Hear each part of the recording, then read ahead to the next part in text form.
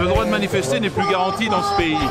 Ils ont peur avec Macron, donc ils veulent faire peur. Ils ont peur surtout qu'il y ait 1 ou 2 millions de manifestants et que ça se voit que la majorité de notre salariat est contre lui.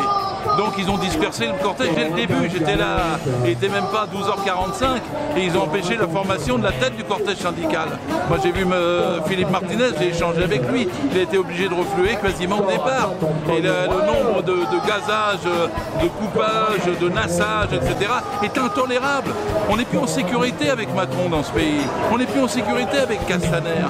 La façon dont ils procèdent, dont ils gazent, dont ils arrêtent, dont ils coupent, dont ils contrôlent les cortèges sont intolérables. Ça c'était sous Franco, Salazar ou ailleurs que ça se passerait. On ne peut pas supporter aujourd'hui qu'il en soit de cette façon-là. Le droit de le 1er mai, c'est une date historique et là, on pouvait absolument faire une démonstration de force unitaire entre les gilets jaunes et les gilets rouges. Ils ont empêché ça sciemment parce que c'est pour ça que tous les samedis, ils tirent, ils frappent, ils mutilent, ils éborgnent. C'est parce qu'ils ont peur de la masse qui peut défiler. Mais ils n'y arriveront pas. Tôt ou tard, il va y avoir un déferlement. L'explosion devant nous, elle n'est pas derrière. Et Macron, à force, il y a quelque chose d'insensé.